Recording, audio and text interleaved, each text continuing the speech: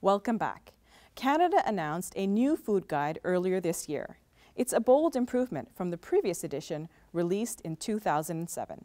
It represents the latest science-based research on nutritious eating. I speak with Nazima Qureshi, a registered dietitian and nutritionist, about the cultural relevance of the food guide. Nazima, I'm so excited that you joined us here today. Thank you for having me.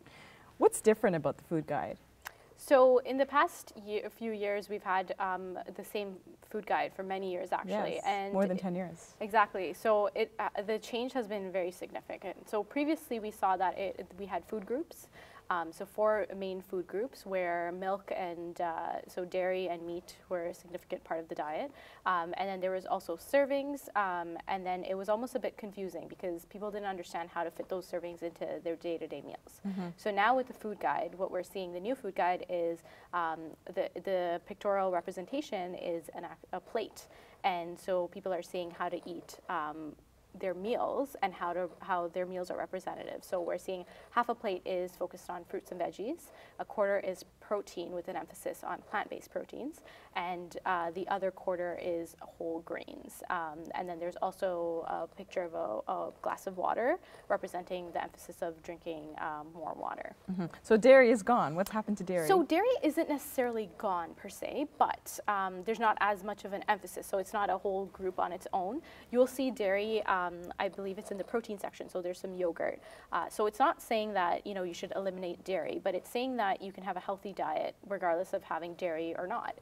We know a lot of people are actually lactose intolerant, so it doesn't make sense to make dairy as a main food group when a lot of people won't even be able to tolerate it.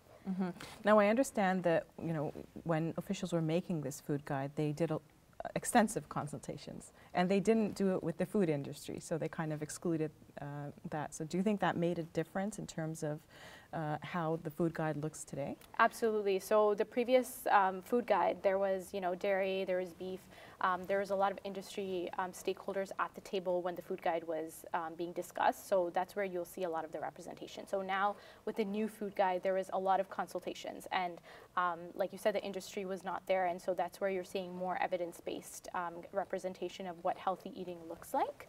And it's trying to encompass more of the different types of varieties of diets.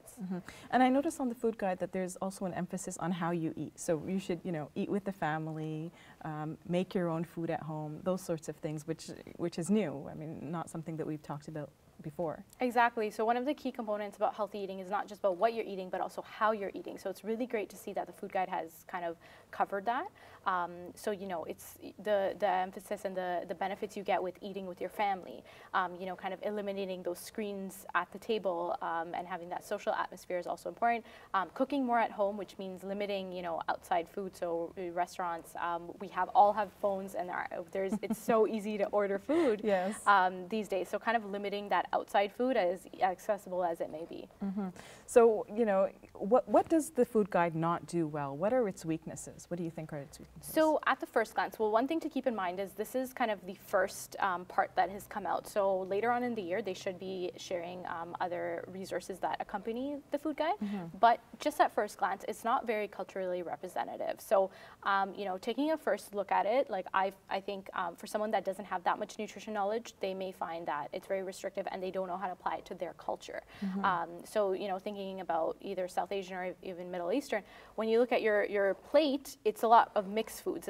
We don't eat separate foods. Yeah, we eat curries and sauces. Things are mixed together. Exactly. Yes. So we don't know how to actually apply those principles, and especially if you don't have kind of that nutrition understanding, it's difficult to apply.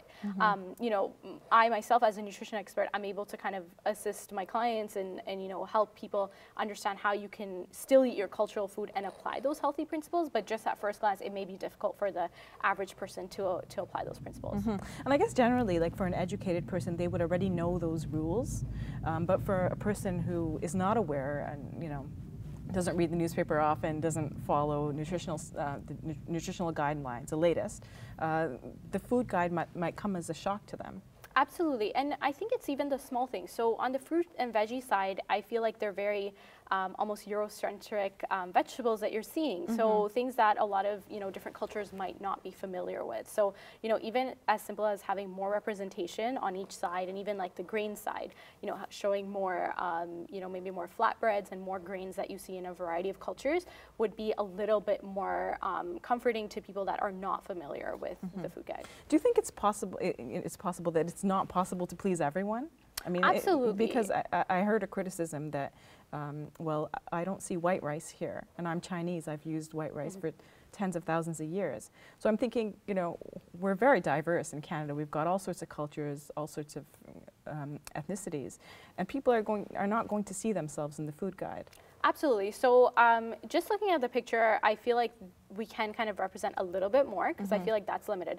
But I was maybe the plate, maybe the fact that it was itself, a plate made it very limiting. Exactly, it made it very limiting. But then when I was on the website as well, I was trying to look at the kind of supporting resources, and I found those were also culturally lacking. So in the most kind of cultural piece was some recipes, but even those recipes I found were very limited. So for one is, are these actually recipes from people of that culture, or are they kind of adapted? Tell us more about these recipes. Like, is this something that, so if a South Asian person goes and makes this curry, is this going to take like their own curry, or is this a healthier version? Like, I found it was very limiting, and it didn't do justice to the variety of cultures. And because we are such a diverse country, like, this is an opportunity to celebrate all of the differences that we have, and I feel like there could have been a better job with representing this. Of course, we can't please everyone, but just showing a bit more representation would have kind of done it a lot more justice. And I know that Indigenous communities are also making the same call, that we want to see more representation. Exactly, and with those communities, accessibility is also a huge issue, which I feel like is also lacking in the food guide. So it's not talking about, like you see a lot of fresh fruits and vegetables. What about communities that can afford it, that can't access it? Exactly. How are they supposed to eat healthy? So these are all questions that kind of are arising, and it's almost like an elitist view of how to eat healthy. Like, you have to be able to afford fresh fruits and vegetables, and plant-based proteins, and even like meat proteins. Like, all these things, they can get quite costly depending on where you live in Canada. So this was also not addressed in the food guide.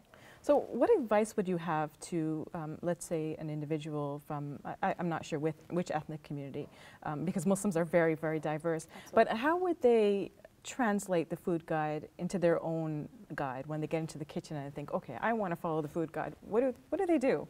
So, I mean, at the most basic level, you can, have a look at the food guide first and see, okay, how is this similar to how you're eating? So, because we eat a lot more mixed foods, trying to add more veggies. I find the biggest lacking piece is veggies on our plate. So, if we and carbs are usually a lot, take up the whole plate. So, if we exactly, carbs and meat. So, if we just try and emphasize on that half a plate of veggies, and this is non-starchy veggies. So, anytime you see like potatoes, corn, and peas, these almost count as carbs. And this is actually another criticism of the food guide, where they didn't kind of differentiate between starchy and non-starchy vegetables. So starchy vegetables such as potatoes, corns, and peas, they act the same as carbohydrates in our body. So anytime, and a lot of times with ethnic food, the veggie will be like those starchy veggies.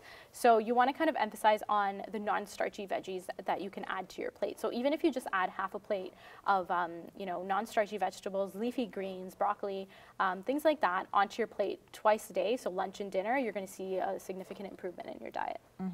Now, we've talked about the cultural aspect of it. What about the religious aspect? As Muslims, we've been given certain guidelines in terms of how we eat. Does the food guide fall into those guidelines, do you think? I think at first glance, the number one thing that I think of when we think about eating according to our Islamic guidelines is not overeating, right? And this is a huge problem in not only our community, but in a lot of communities where there's an abundance of food. Exactly, there's an abundance of food. So at first glance, when you look at this plate, it may say, oh my God, this is not enough food for us to eat. But it almost makes you question, like, okay, this is actually a new way of eating, and we can actually fill our stomachs with this amount of food. So, once again, focusing more on veggies and limiting the amount of the protein and the carbs at our meals will definitely be beneficial. Yes.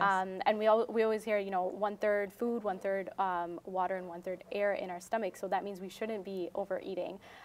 So, you know, following these guidelines and having set times to eat will definitely kind of limit our overeating. And I guess in Islam too, there's an emphasis on sustainable eating, like eating, you know, not eating in a way that depletes all the resources that are available to a community, but, you know, eating carefully so that you leave some for other people and for animals as well. Yes, absolutely. I feel like this is a very complex issue within Canada, and this is also not addressed in the food guide. So it's also that accessibility issue, also where our food comes from. And then, you know, in the winter months, I find it's a bit more difficult to think about, you know, eating more locally. But in the summer months, we actually have the opportunity to kind of support more local farmers. So, you know, going to farmers markets and supporting local farmers. But in the wintertime, there is that limitation. So that's where you could kind of actually shift more to eating frozen foods and kind of supporting that. So that's so are frozen foods as healthy as fresh fruits? Yes. So frozen fruits and veggies, as long as there's no added like spices or additives to it, they're absolutely absolutely healthy, and they're actually healthier than say like canned stuff, and also fresh that's kind of migrated from several miles that has been picked before its peak ripeness. So frozen, what it is it's picked at its peak ripeness and frozen right away. So you're getting the optimal nutrition. Whereas, you know, say strawberries in the middle of winter, not only are you going to find them very expensive, they're not very flavorful because they're picked before they're ripe and they're ripened on the way here. So you're not getting the optimal nutrition with fresh fruit and veggies in the wintertime. Nazima, what about the prices of foods? Does the food guide make any reference to the fact that, you know, some things are very expensive for some communities?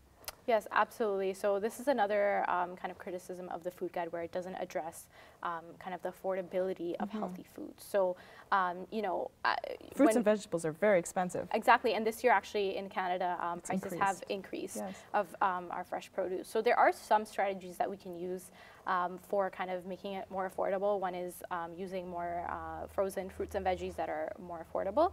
And then also in terms of like turning more to plant-based protein, so that, you know, lentils, chickpeas will be a lot more affordable than kind of our meats and chickens. And even like canned can be cheaper, but then even buying in bulk with dried would be a bit cheaper.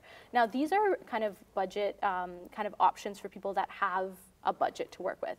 But with you know, certain communities and certain families that can't even afford to budget, healthy eating can be very daunting. And this kind of becomes more of an advocacy issue, and it becomes a lot more complex.